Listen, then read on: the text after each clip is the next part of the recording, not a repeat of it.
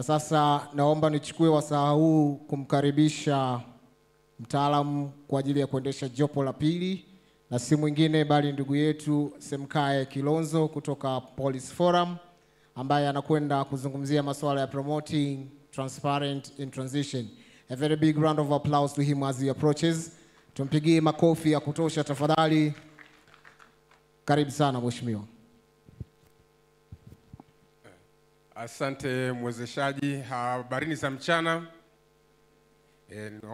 Najua kuna changamoto kubwa sana kupata ushiriki na umakini kipindi baada ya lunch, lakini nafikiri tutajitahidi na tuna muda mchache kidogo. Nilikuwa nataka nipendekeze labda kazoezi kidogo kwa kutuchangamsha, lakini naona nitaka skip tu ili tuende moja kwa moja, lakini nitawaomba usikivu na ushirikiano mzuri.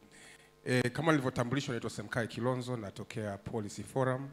Policy Forum ni mtandao wa asasi za kiraia unaoshughulikia masuala ya uwajibikaji katika haswa rasilimali za umma. Tumejikita zaidi kwenye masuala ya fedha za umma, na Policy Forum ni mwanachama wa haki rasilimali. Basi baada ya kujitambulisha, ningeomba tukaribishe mada ya leo ambayo itakuwa inazungumzia kuboresha uwazi katika zama hizi za mhamo wa nishati, haswa katika matumizi ya madini ya kimkakati, ambayo tumesikia awali walivyokuja wageni wetu rasmi waliazungumzia sana na jinsi yanavyosaidia katika mhamo wa nishati. Madini haya yanatumika kwenye betri za magari ya umeme, kwa mfano nickel, lithium, cobalt.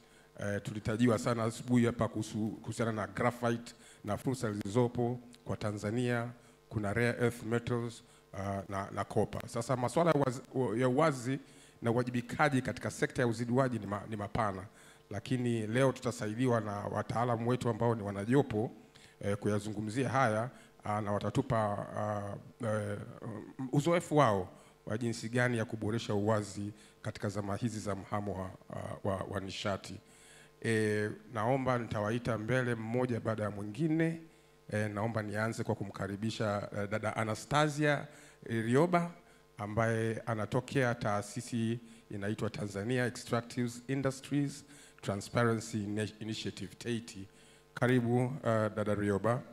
Makofi kwake tafadhali.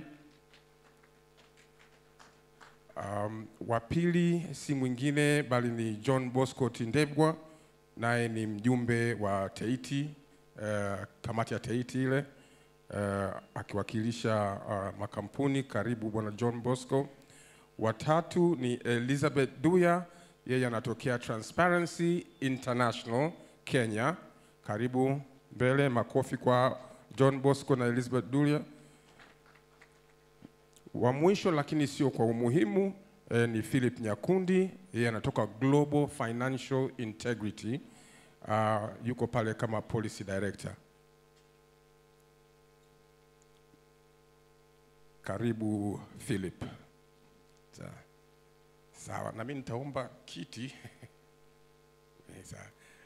Sawa, basi tuanze mada yetu ya leo.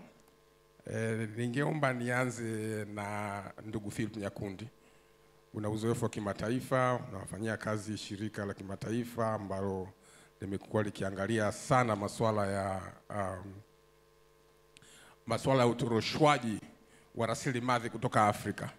Naamini utakuwa mtu mzuri kutuanzia leo mjadala wetu, utueleza kwa uzoefu wako ni nini kifanyike ili kukuza uwazi duniani na kwa nchi za Afrika, ili kupunguza sio tu utoroshwaji wa rasilimali za nchi kama Tanzania, lakini kuweka mifumo madhubuti ndani ya hizi nchi ili wenyewe tuweze kuzilinda kama kipaumbele. Karibu.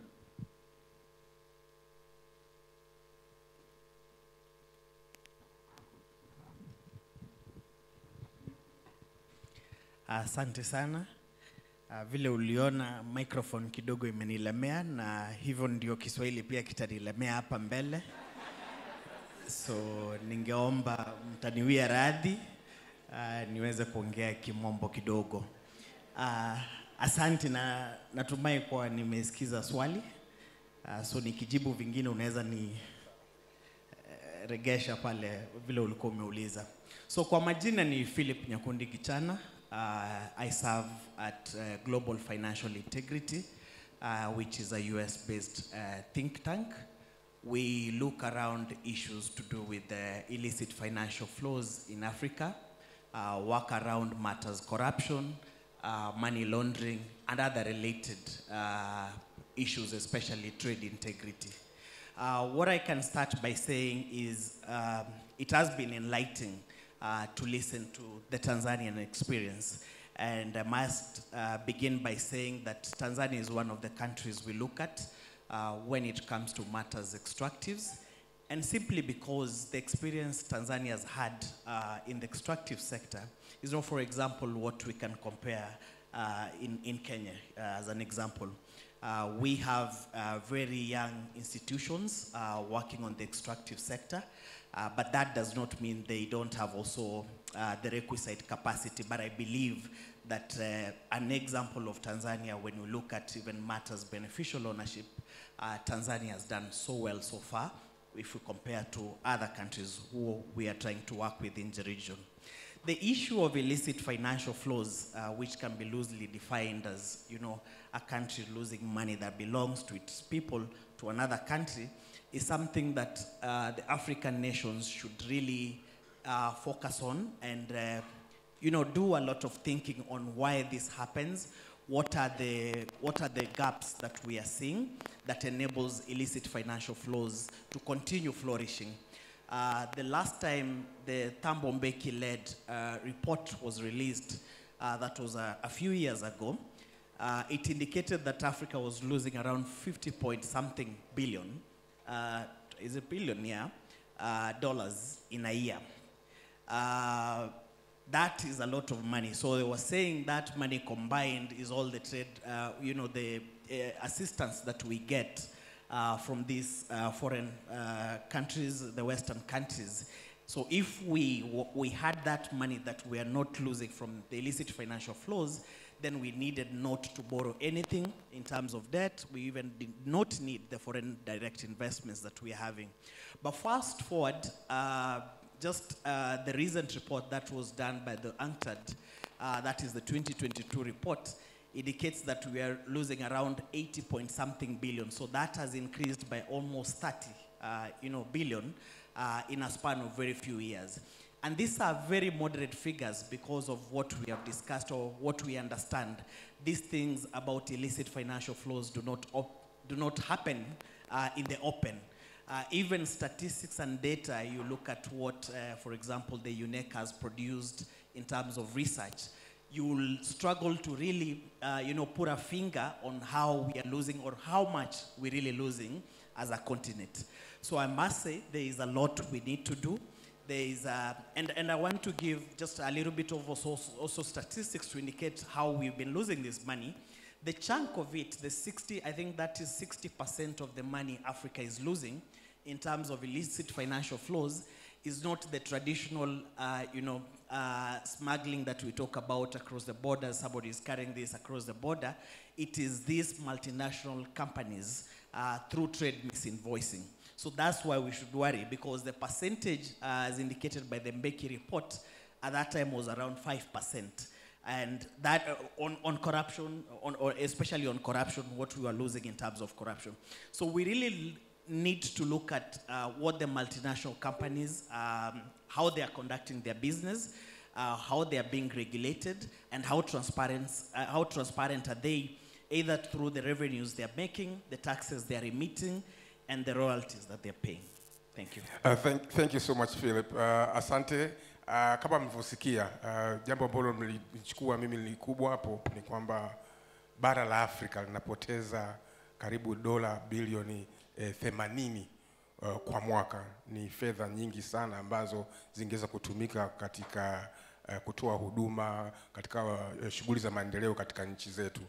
Sasa tunavyoshabikia haya madini ya kimkakati katika hizi zama za mhamo wa nishati, tuweke hilo kichwani mwetu kwamba tunaweza pia tukaendelea kupoteza tena na zaidi kwa maana ya kwamba fedha au rasilimali kutoroshwa nje ya bara letu. Sasa moja kwa moja niende kwa Elizabeth, and I'm going to pose my question in English. Of course, you have vast experience within Transparency International Kenya, and you are familiar with frameworks that can help in enhancing transparency. Take us through a bit through that, and then perhaps make recommendations for Tanzania using the Kenyan experience. Welcome. Thank you so much. Kwa majina naitwa Elizabeth Duya. I work with Transparency International Kenya, and Transparency International Kenya is the lead anti-corruption organization in Kenya. And one of the things that we do is around tackling corruption in the natural resources and climate governance sectors. Looking at the subject that we have today, in terms of now seeking to promote transparency and accountability in this particular sector, one thing that we must have in place are frameworks to guide us in terms of now developing trust with the people we are engaging with, and just ensuring that people understand what we are doing. I want to talk about the Kenyan experience in terms of promoting transparency. Looking at our laws, the first thing that I'll refer is to the Constitution. When we are talking about minerals, when we are talking about natural resources, who do they belong to? The Constitution of Kenya says that these particular resources belong to the people of Kenya. And I believe that is the case for Tanzania. The topic we are having today is on minerals, on extractives, and we have to understand that these resources are ours, and we must take part in terms of now managing these resources for our own betterment. So coming back to the Kenyan experience is that we have, for instance, the Mining Act that provides for aspects of transparency, then which guide us in terms of how do we promote transparency in this particular sector. And one important provision in that particular act is about community engagement. We will not succeed if we do not effectively engage our communities in these discussions concerning extractives, mining.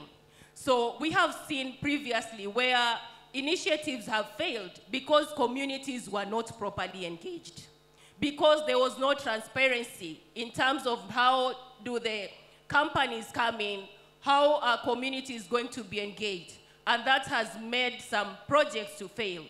Our experience in the mining sector, we have actively engaged with a community in Kwale County, and we have seen that through community engagement, then we have achieved a lot in terms of community coming to understand what is in store for them and how do they now effectively engage with the mining companies. Number two thing that I want to talk about is now on what the Mining Act provides in terms of now the revenue sharing. At the crux of this discussion is now the revenue generation out of these particular conversations that you're having. And one of the issues that we usually have is we do not know how much these companies are generating. We do not know how to properly engage them in terms of now the disclosures that we are talking about. And communities need to be aware of how then do they engage these particular companies in terms of the revenue that is being generated. One of the things that the Mining Act provides is a revenue sharing formula in the Kenyan context, where we have the national government taking 70% of the revenue that is generated from these engagements, and then we also have 20% for the county government and 10% that belongs to the community. Through this particular provision, then we see that communities can actually now benefit from these activities, and we move away from what we call the resource curse. We want to see our communities developing and also just benefiting from these particular initiatives. So we have seen, as a result of our engagement with the Kwale community and through the Base Titanium company that works there, that they have been able to come up with agreements that speaks to what the community wants, and then now move into now the aspect of sustainable development through construction of schools, construction of roads, social amenities, that then brings the communities together. And the last thing that I want to talk about the Kenyan experience is on the quest for now beneficial ownership. What is happening now is that we as a country are actually pushing for disclosures of, or lifting the veil, if I would say in the law, that we want to know who are behind these companies so that there can be promotion of transparency and accountability. We have already amended our Companies Act to ensure that now companies or people coming to do business in our country really disclose who they are, and we are now pushing for now a beneficial ownership register that then will enable us to actually understand and know who these people are. Thank you. Thank you so much, Elizabeth. Tumesikia amesisitiza sana umuhimu wa ushiriki wa wananchi, hasa kuwajengea uwezo ili waweze kufuatilia hizi rasilimali ambazo zinakuja katika ngazi ya jamii. Sasa Anastasia, tumesikia uzoefu kutoka wa kimataifa zaidi, tumesikia uzoefu kutoka kwa majirani zetu Kenya. Wewe uko kwenye chombo muhimu sana ambacho kinasaidia kuboresha uwazi na uwajibikaji katika sekta ya uziduaji Tanzania. Labda utupe na wewe uzoefu wako na nini kifanyike ili kuboresha uwazi zaidi kwa manufaa ya Watanzania. Asante ndugu mwezeshaji.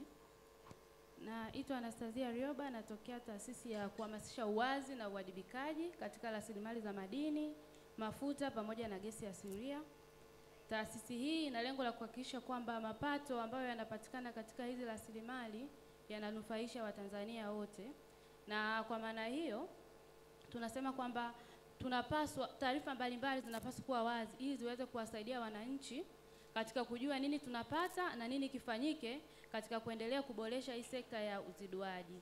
Sasa wakati tunapoendelea na hili swala la muhamo wa nishati, kama sisi kama TEITI tunafahamu kwamba kwa sababu madini ambayo yanachangia huu muhamo wa nishati sio kwamba ni madini kama madini mengine yaliyopita, na hivyo kuna mambo mengi ambayo tumeshajifunza kutoka katika haya madini mengine ambayo yaliopo kama goldi na madini mengine ambayo yapo. Kwa hiyo sasa tunasema kwamba tumeshapata experience ya kutosha kutoka huko nyuma. Mfano wa experience ambayo tupo nayo wakati tunaendelea na usimamizi wa madini haya mengine kabla hatujaanza haya madini mkakati critical minerals ni kwamba kwa mfano malipo tu ya service levy ambayo yamekuwa yanalipwa na hizi kampuni za madini, mafuta na gesi asilia, mengine yamekuwa yakilipa katika sehemu ambazo kampuni imeweka ofisi yake na sio pale ambapo hiyo kampuni inapofanya shughuli zake, inapo-operate. Kwa maana hiyo inasababisha ile local government ambayo iko maeneo yale inakosa mapato, na matokeo yake na ni faida inaenda kwa jamii nyingine ambayo sio husika. Kwa hiyo inaweza kusababisha ile jamii ikaona kwamba zile kampuni kuwepo pale sio muhimu. Kwa hiyo tunaamini kwamba kuna umuhimu wa kuendelea kuweka wazi taarifa mbalimbali, hasa tunapoendelea katika swala la energy transition, tunapotoka katika fossil fuel kwenda kwa renewable energy, kwa sababu ni kitu ambacho ni muhimu na kitasaidia wananchi kujua tunanufaika vipi, lakini vile vile kitasaidia kuongeza mapato ya serikali, na vile vile kama kuna uwajibikaji unahitajika kwa sababu taarifa zipo na wananchi wanaweza kuzitumia, basi inakuwa ni rahisi katika kutekeleza swala hili ambalo tunaendelea nayo.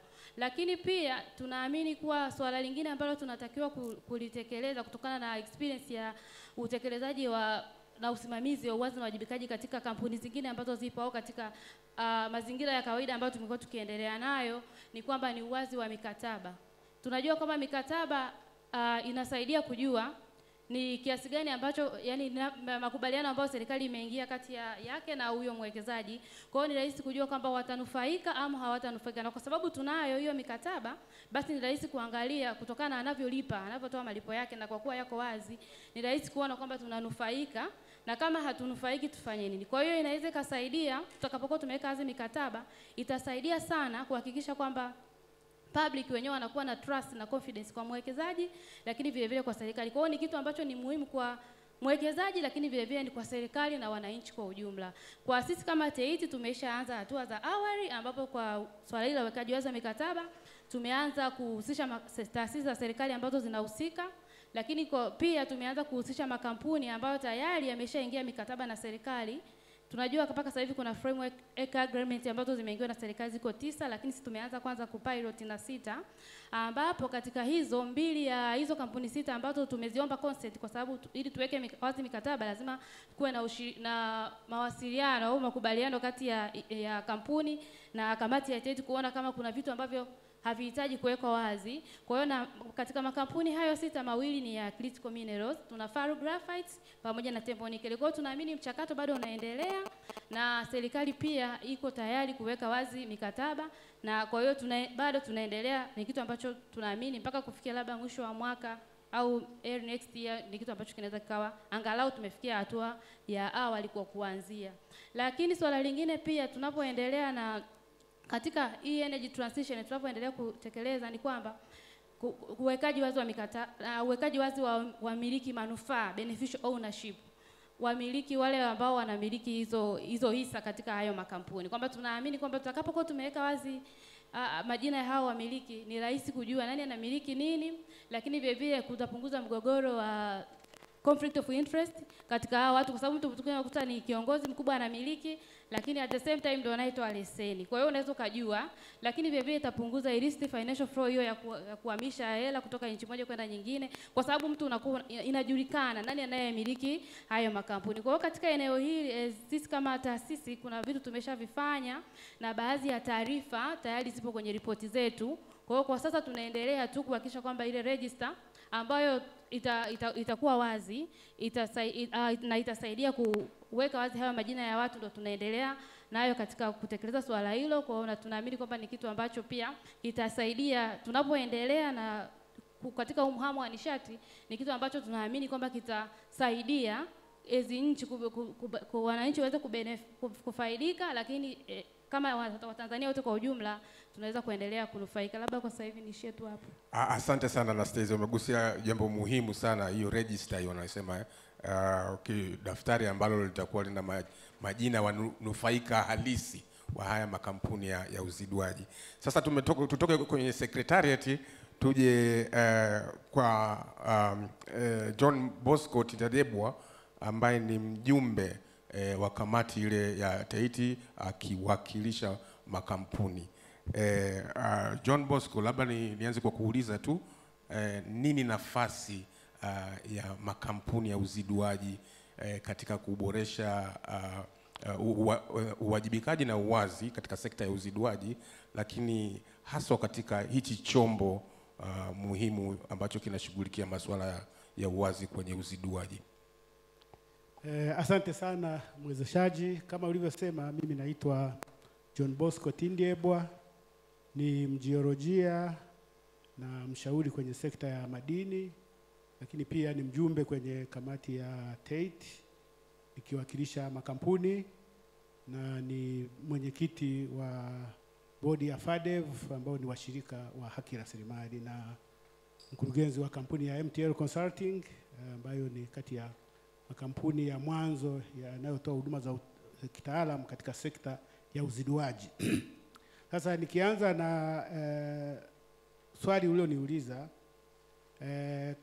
TEITI inaundwa na makundi makuu matatu, tunaita tripartite.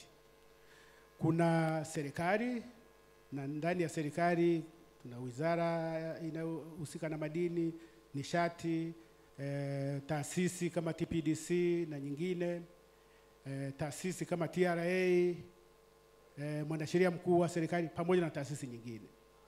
Upande mwingine tuna makampuni ya uziduaji ambayo yapo kwenye makundi mawili.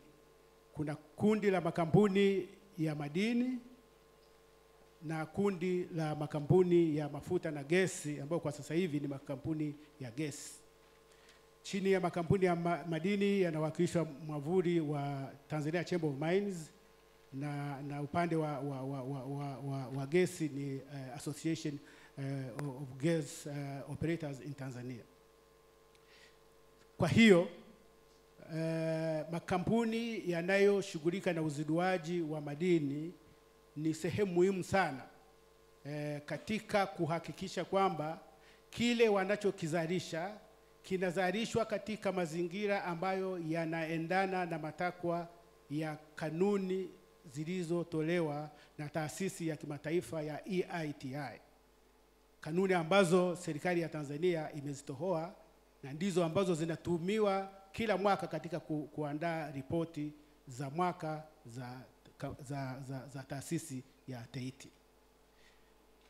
Lakini labda kabla ya hilo nilitaka nianze na jambo moja.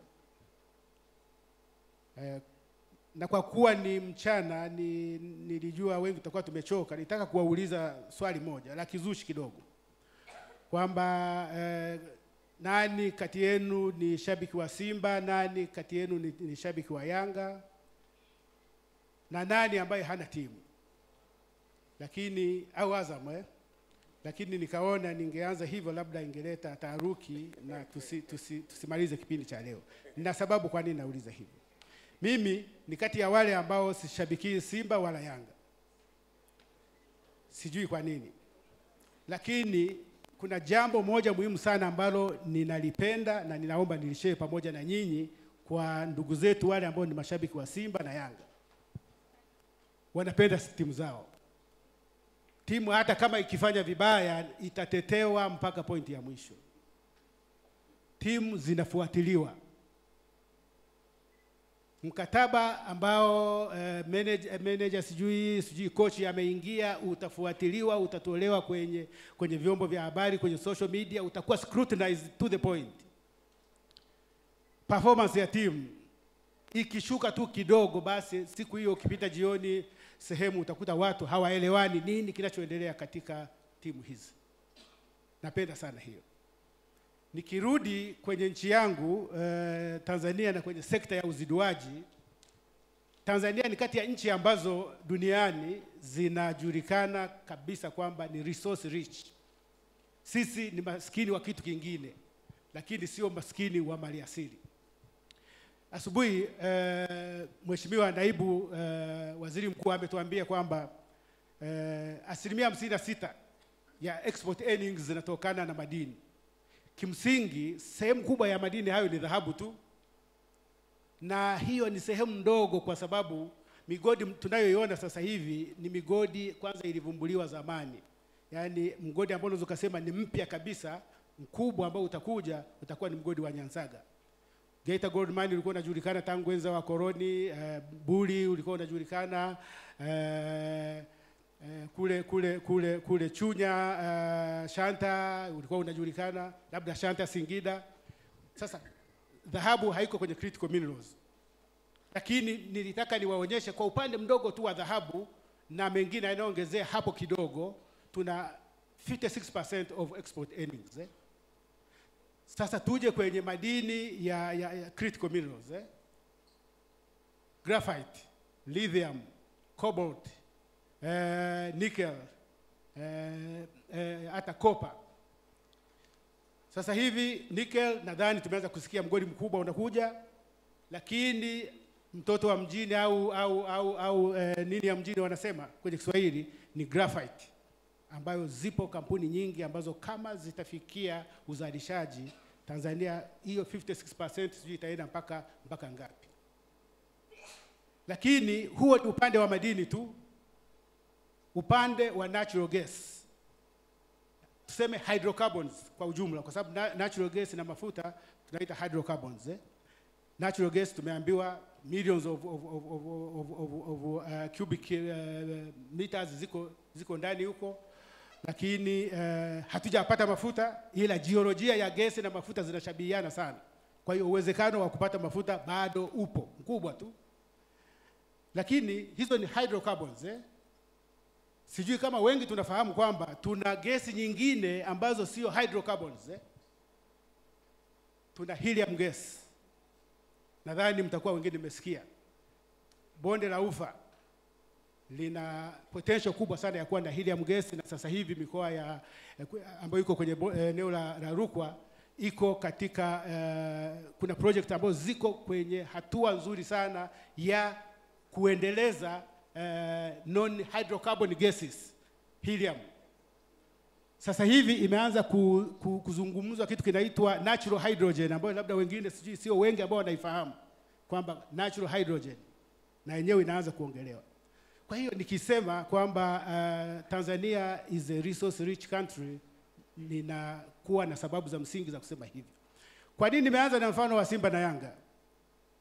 Natamani sana nione mapenzi ambayo Watanzania tunayo kwenye Simba na Yanga tuwe nayo kwenye natural resources zetu. Tuzifuatilie, tuzielewe, na ili uweze kufanya hayo yote yanayofanyika ni lazima ujielimishe. Ni lazima uhakikishe kwamba unayo elimu ya kutosha ambayo inahusiana na maliasili hizi. Sio juu tu, kwa sababu wanaokuja exploit hawana elimu ya juu, wana elimu ya ndani ya resources hizi. Kwa hiyo jukumu kubwa sana ili tuweze kuendana na hii transition ni lazima tuwekeze kwenye elimu na kuzielewa vizuri rasilimali asili tulizo nazo. Vinginevyo hatutaweza kutimiza malengo ambayo tunayoongelea ya uwazi na uwajibikaji katika sekta ya uziduaji bila kuwa na elimu ya kutosha ya rasilimali hizi. Hili ndilo neno ambalo naomba muondoke nalo. Lakini pia mengi yanafanyika. La kwanza zuri, Anastasia anatoka Tate, mimi natoka kwenye bodi ya Tate. Tate imepiga hatua nzuri, imesuasua, lakini tunashukuru ilipofika ni pazuri. Imeweza kupata muundo wa taasisi ya serikali ambao umepitishwa na Mheshimiwa Rais, ambao umeshaiwezesha sasa hivi kupata wafanyakazi wa kudumu. Na nadhani mliangalia nadhani last week tumeweza kupata mtendaji mkuu wa kwanza ambaye amedhibitishwa wa Tate. Kwa hiyo Tate is on the right track. Kwa sababu Tate ni taasisi muhimu sana tunapozungumzia kazi ambazo zinafanywa na haki rasilimali, na taasisi nyingine ambazo zitakuja kufanya kazi kama hizo zinahitaji kuwa na kiranja, zinahitaji kuwa na jicho lake katika serikali ili mambo kama haya tunayofanya leo yaweze kufanyika. Lakini kuna EITI. EITI katika kanuni zake, katika sheria zake ambazo imezirekebisha mwaka jana, imeweka kanuni, nadhani kanuni namba 2.1 ambayo inaweka reporting of energy transition mandatory kwenye ripoti za taasisi za uziduaji za kila nchi ambazo ni wanachama. Kwa hiyo sasa kuanzia nadhani ripoti ya mwaka kesho tutaanza kuona reporting ya energy transition kwenye ripoti za Tate za kila mwaka. Hatua ya pili muhimu sana. Sasa ya mwisho ndo nilioanza nayo, tunatakiwa tuwekeze katika elimu. Na elimu katika maeneo mengi tu, nitoe moja tu. Elimu katika niseme elimu upande wa mazingira na mazingira kwenye host communities. Hii ni eneo kubwa sana, kwa sababu tunapozungumzia elimu, wale ambao tunazungumzia sasa hivi migogoro ambayo tumekuwa tunaisikia, changamoto tunazozisikia kati ya wawekezaji wakubwa pamoja na jamii inayowazunguka katika maeneo ya dhahabu. Soon tutaanza kusikia malalamiko na changamoto kama hizo kwenye maeneo ya critical minerals kama graphite, kwa sababu sasa pressure ina shift kutoka kwenye precious minerals inaenda kwenye critical minerals. Kwa hiyo inabidi hata mipango inayofanyika na taasisi kama Haki Rasilimali, tunapopanga mipango na TAITI na taasisi zote, kuangalia sasa kwamba let's shift mindset yetu, tutoke kwenye precious, tuanze kuangalia maeneo mengine, na kwa Tanzania sasa hivi tuanze kuangalia maeneo ya critical minerals. Asanteni sana. Asante sana Mr. Tindebwa, asante sana. Umesema jambo la muhimu sana, tungeweza tupenda rasilimali zetu kama tunavyoipenda Yanga na Simba, basi tungekuwa makini kweli kujua jinsi madini yetu yanavyosimamiwa. Umesema huna timu, lakini naona kama nikikukabidhi timu moja unaweza ukaipenda, inaitwa IHEF. Sawa sawa. Sasa tuna muda kidogo kwa ajili ya maswali, maoni. Naomba kama kuna maiki ianze kutembea. Nitachoomba wakati maiki nimeonyesha iko wapi ni kwamba unapopewa kipaza sauti, tafadhali nenda moja kwa moja kwenye swali au moja kwenye hoja yako, ili tuweze kupata michango kutoka wengi zaidi. Maana muda haupo nasi. Sawa, naomba nianze na, maana watu wa nyuma huaga wanasaulika, lakini kule nyuma kabisa. Okay. Tafadhali kuwa brief iwezekanavyo. Kule nyuma. Nenda moja kwa moja kwenye hoja au swali. Mimi ni Rajabu, ninafanya kazi na Haki Rasilimali. Ninataka nikazie ile tupate kuchukua nukuu muhimu ambayo imetoka kwako. Umeuliza swali, ni ipi nafasi ya makampuni ya uziduaji katika kuongeza uwazi na uwajibikaji? Swali hilo bado halijapatiwa majibu, na ili tuweze kuhakikisha sekta ya uziduaji haitegemei tu serikali, tunataka tujue muktadha wa makampuni katika sekta ya uziduaji, mchango wao, nafasi yao ni ipi katika kuleta uwazi na uwajibikaji. Nashukuru. Asante. Kuna mkono upande ule wa mwisho? Naona mko kimya, nitachukua mkono hapo kwa kaka. Mike hapo tafadhali.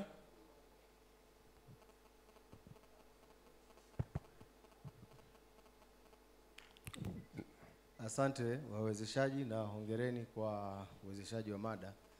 Nitaka kujua kwa upande wa uwazi na uwajibikaji, suala la utakatishaji wa fedha za kigeni. Je, tuna uwazi wowote na taarifa zozote, na ni zipi?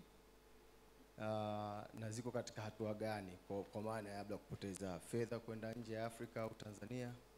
Ndio swali langu hasa. Concern yangu ni kuhusu utakatishaji wa fedha haramu katika biashara ya madini, ikiwemo haya ya critical minerals. Okay, nitachukua mengine mawili alafu tutarudi kwa wazungumzaji. Ningependa nione mkono wa dada mmoja, mama mmoja. Upo pale mkono tafadhali. Nyosha tena ili okay sawa. Nashukuru sana na washukuru pia waongeaji. Ningependa kuuliza kwa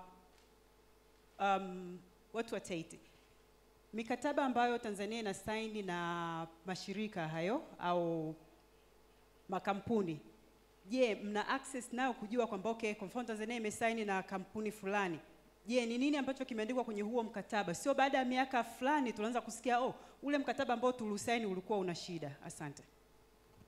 Okay, nitachukua mkono mwingine wa mwisho. Simama kabisa ili kuone. Asante. Kwa majina naitwa Carol Tizeba, ninafanya kazi na VSO. Nimependa point ya dada wa Kenya aliongelea mambo ya community engagement. Lakini nilitamani kufahamu kama hiyo community engagement inazingatia masuala ya free, prior and informed consultation kama ambavyo imeainishwa kwenye ILO convention, ambayo kwa bahati mbaya au nzuri African countries hakuna hata member mmoja ambaye ameratify. Asante. Asante. Okay. Taniwe radhi, ngoja tuwape wazungumzaji wetu fursa ya kujibu maswali. Labda ni nianze kwako Elizabeth, kulikuwa kuna swali la money laundering, kama kuna insights zote.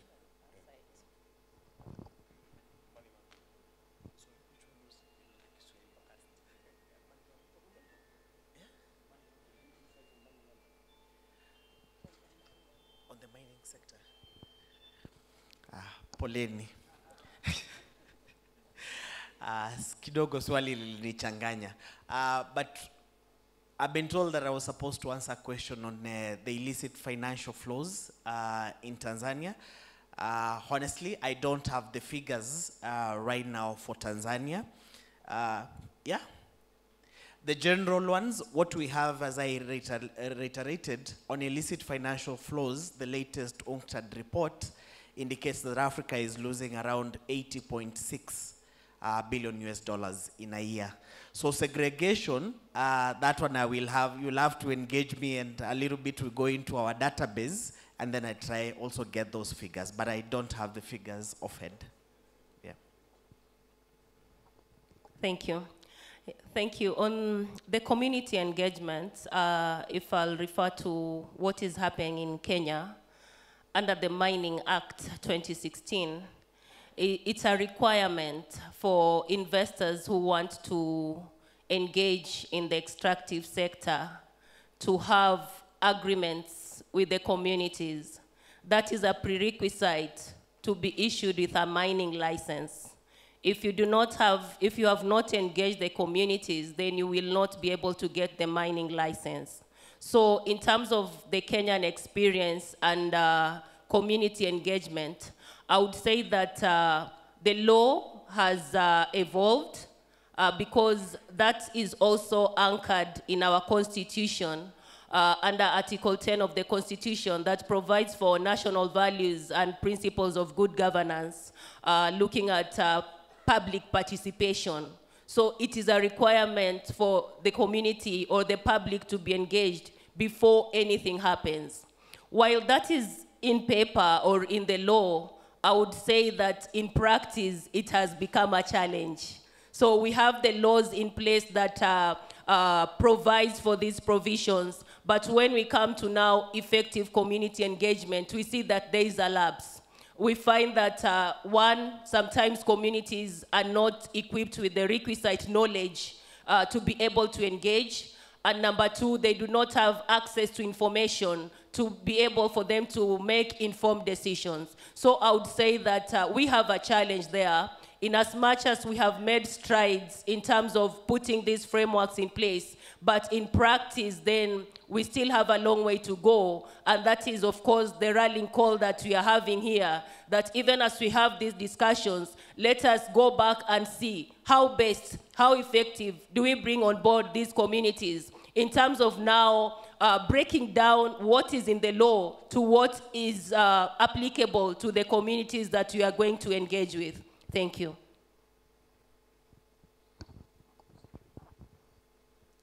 Ya swala la nafasi ya makampuni ya uziduaji. Naomba tuyaweke makampuni ya uziduaji katika makundi. Na katika sheria za Tanzania, kuna makampuni ambayo yanapewa special mining license. Kwa hiyo haya ni makampuni makubwa sana, yenye uwekezaji mkubwa sana. Na mara kwa mara ni makampuni ambayo yanatoka nje ya Tanzania. Yako kundi la pili ni makampuni ambayo yanapewa mining license. Hapa yapo baadhi ya makampuni ambayo yanatoka nje na wakati mwingine yanapata mitaji yake kutoka nje, lakini pia yako makampuni ambayo ni ya hapa na yana mitaji ya hapa moja kwa moja. Na wachimbaji wetu wadogo na wao ni washiriki kwenye uziduaji. Kwa hiyo nimeweka katika makundi hayo matatu. Kwa sababu wajibu na wakati mwingine approach ya ni namna gani ambavyo wanashiriki nafasi yao kwenye uziduaji inaweza ikatofautiana kutokana na wapo kwenye kundi lipi. Nichukulie sasa yale makampuni makubwa na yale ya kati ambayo yanapata mitaji yake kutoka nje. Yanapokuja kufanya kazi na kuwekeza katika nchi yetu, moja, ni lazima kufuata sheria za nchi, the host government. Na pale ambapo sheria za host government zina udhaifu, wanatakiwa wafuate international best practices katika eneo lolote lile. Kwa hiyo katika upande huu wa uziduaji, mambo ambayo au maeneo ambayo wanapaswa kuyaangalia na katika kupitia kwenye uandaaji wa ripoti za TEITI yanaangaliwa. Moja ni disclosures. Disclosure ya matumizi yao, expenditure. Lakini pia disclosure ya malipo ambayo wanalipa serikalini kwenye mawizara na taasisi zote za serikali including local governments. Kwa hiyo huo ni wajibu ambao ni lazima waufuate kwa mujibu wa sheria za Tanzania, lakini pia kwa mujibu wa best practices ambazo zipo. Kwa hiyo kama ukitaka kuangalia ni namna gani ambavyo makampuni haya ya uzidiwaji yana perform kwenye jambo hili, unaweza ukainterrogate ripoti ya TEITI kwa mfano iliyotolewa ya mwaka 2021-2022, ni namna gani ambavyo hizi disclosure zimeweza kufanyika. Disclosure nyingine ni upande wa ununuaji wa bidhaa na huduma kwa mujibu wa sheria zilizopo hapa Tanzania na utoaji wa ajira. Yote hayo yako kwenye ripoti za TEITI ambazo zinatolewa. Disclosure ya pili ni ya contracts. Anastasia ameiongelea, nadhani sina la kuongezea. Ziko changamoto ambazo bado kama TEITI na kama nchi zinashughulikiwa kuhusiana na kuweka wazi mikataba. Mikataba hii iko katika makundi mawili.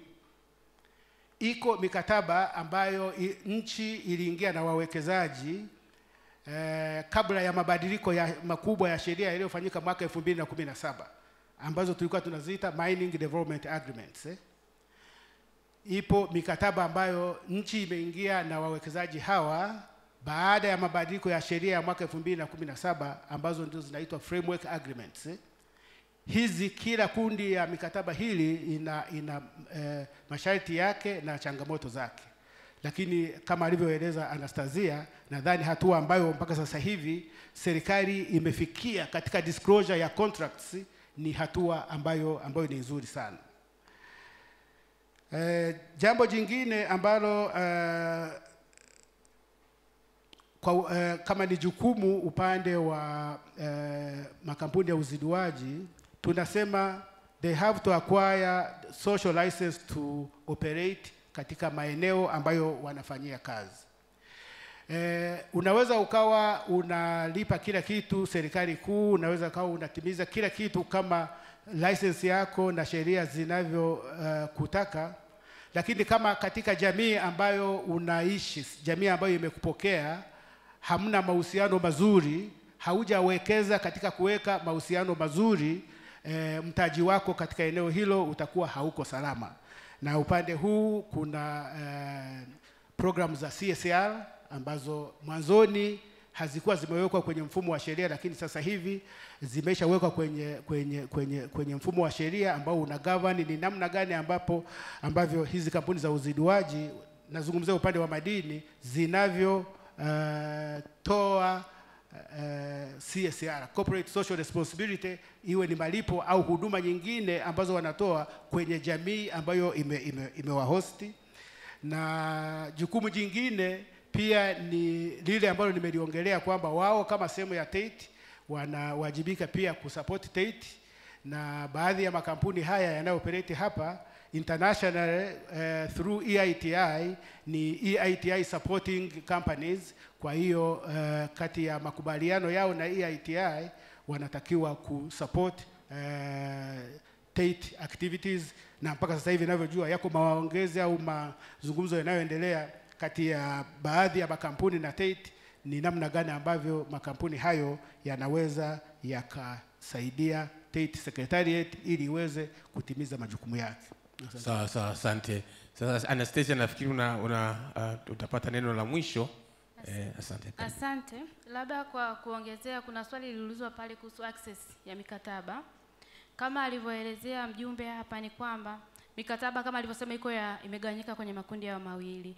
Kwa hiyo kulingana na EIT standard ya 2023 inatutaka kuweka wazi mikataba ambayo serikali na makampuni yameingia kuanzia mwaka 2021 na kuendelea. Sio kwamba ile ya nyuma, sio kwamba wanakataza, hapana, wana encourage nchi kuiweka wazi pia. Lakini kwa sisi tulianzia na hizo framework agreement ambazo kwanza kabisa ile form ya framework agreement ni document ambayo iko online, yani ile form ambayo bado haijajazwa. Kwa hiyo mtu unapitia, unajiorient kwanza ni vitu gani na vitu gani ambavyo vinakuwa kwenye huo mkataba. Lakini kuhusu pia access, kama sisi tulivyoanza kutaka kuiweka hii wazi mikataba, tuliomba tukapatiwa, lakini bado ni siri. Kwa hiyo tulivyopatiwa tuliipitia na kuangalia hii maeneo ambayo tunapendekeza kwa kuanzia yaweze kuwekwa wazi. Kwa hiyo kabla tujaenda kuomba consent kwa kampuni tulipatiwa, tukaangalia, na kwa sasa hivi kama nilivyosema tupo katika hatua ya kuwasiliana na makampuni katika kuona namna bora ambayo tunaweza tukatumia katika kuiweka wazi hiyo mikataba katika swala zima la kuendelea kuimarisha uwazi na uwajibikaji katika hizi rasilimali za madini, mafuta pamoja na gesi asilia. Asante. Asante Anastasia, lakini makofi jamani kwa wanajopo wote. Wametuelimisha vilivyo. Mimi mwenyewe nimetoka na mawili matatu. Naona kuna maendeleo sana kwenye kuboresha uwazi na uwajibikaji nchini Tanzania. Tumejifunza kutoka kwa wenzetu wenye uzoefu wa kimataifa na kwa majirani zetu hapo Kenya. Kwa hiyo mimi sina nyongeza. Asanteni sana kwa ushiriki wenu. Makofi kwao tafadhali. Sasa msiondoke wanajopo. Naomba tu msimame. Mtaalamu, mpiga picha pale tafadhali. Tunaomba tupate picha ya kumbukumbu yenu mkiwa kama wanajopo mlioendesha mjadala wa siku hii ya leo. Safi kabisa. Kamera ile mbele tafadhali, tunatabasamu kama tunatangaza matangazo ya White Dent. Safi. Tena kidogo. Asante sana. Naomba tuongeze makofi kwao tafadhali.